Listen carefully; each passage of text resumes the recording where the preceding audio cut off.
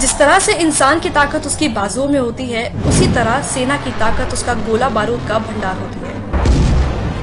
PM Modi के नेतृत्व में जो सेना आज मजबूत नजर आती है, वही सेना कांग्रेस के कुशासन में लाचार मजबूर हो गई थी।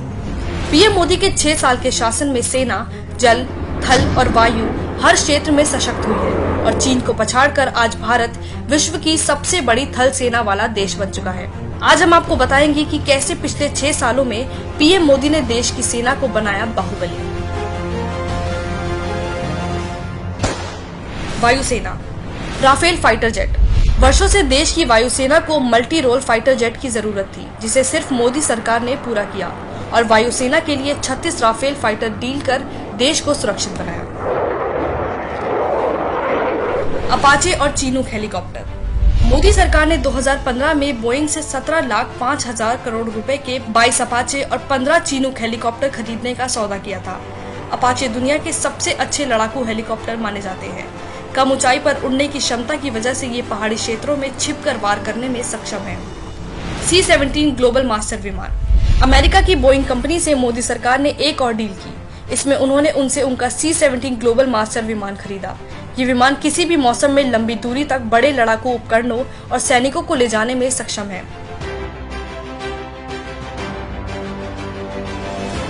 हारोप ड्रोन।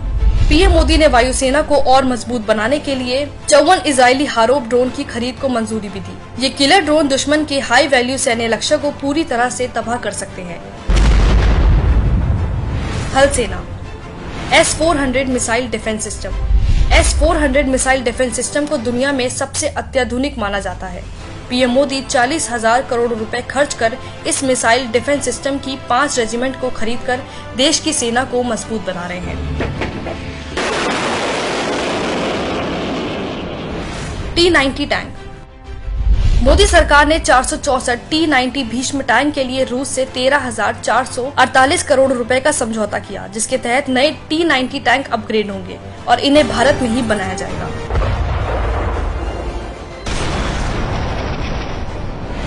SIG-716 assault rifle. भारतीय सेना को 72,400 नई SIG-716 असॉल्ट राइफलों से लैस करने के लिए मोदी सरकार ने अमेरिका की कंपनी सिग सॉयर से 700 करोड़ रुपए का समझौता किया। Bullet proof jackets. 9 साल के इंतजार के बाद पीएम मोदी ने 2018 में सेना के जवानों को उपलब्ध कराई थी 1,86,000 बुलेट प्रूफ जैकेट्स। जल सेना। पनडुब्बियां। भारतीय नौसेना के प्रोजेक्ट 75 के तहत मझगांव डॉकयार्ड लिमिटेड और फ्रांस के मेसर्स के साथ मिलकर 6 पनडुब्बियों का निर्माण कर रहे हैं, जिसमें INS कलावरी 2017 और साइलेंट किलर INS खंडेरी पनडुब्बी 2019 में भारतीय नौसेना में शामिल हो चुकी है। Anti tank guided missile. सेना के लिए फ्रांस की 5,000 एंटी टैंक गाइडेड मिसाइल मिलान 2T के लिए मोदी सरकार मंजूरी दे चुकी है।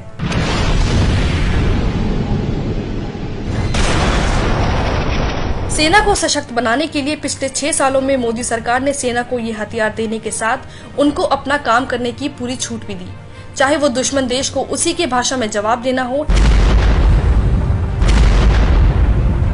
या फिर सेना को देश की रक्षा करने के लिए हथियार खरीदना हो। मोदी सरकार ने सेना के हाथ हमेशा मजबूत किए, जबकि कांग्रेस ने हमेशा उनके हाथ रोके। 1962 में जब चीन ने भारत पर हमला किया, उस वक्त ना तो जवानों के पास ऐसे हथियार थे जो चीन के सामने टिक पाते और ना ही भीषण ठंड से बचने के लिए गर्म कपड़े थे। उस समय सैनिकों को पतले कपड़ों में माइनस के तापमान में युद्ध लड़ना पड़ रहा था। इतना ही नहीं, कांग्रेस अगर समय रहते मिग जैसे फाइटर जेट को अपग्रेड करती रहती तो देश में मिग फाइटर जेट बार बार क्रैश नहीं होते। 1971 से 2012 के बीच 422 मिग दुर्घटनाग्रस्त हुए, यानी हर साल 12 मिग दुर्घटनाग्रस्त हो गए, जिसकी वजह से दुर्घटना में 171 पायलटों को शहीद होना पड़ा। कांग्रेस इतनी निर्दयी हो चुकी थी कि बुलेट प्रूफ जैकेट के लिए सेना को 10 साल इंतजार करना पड़ा। जब बात राफेल फाइटर जेट खरीदने की आई तो कांग्रेस ने हाथ खड़े कर दिए। Because of the shortage of money, this financial year don't expect any finalization of the agreement. Congress सरकार ने देश की सेना को अपंग बनाने का कोई मौका नहीं छोड़ा, जिसको बताने के लिए पूर्व सेना अध्यक्ष जनरल VK सिंह ने मनमोहन सिंह को चिट्ठी भी लिखी थी। चौंकाने वाली बात का पर्दाफाश करती हुई इस चिट्ठी में लिखा था कि आर्मी के पूरे टैंक दस्ते के पास जरूरी गोला बारूद की भारी कमी है। इसके साथ हवाई सुरक्षा के लिए इस्तेमाल में लिए जाने वाले 97% हथियार और उपकरण पुराने पड़ चुके हैं।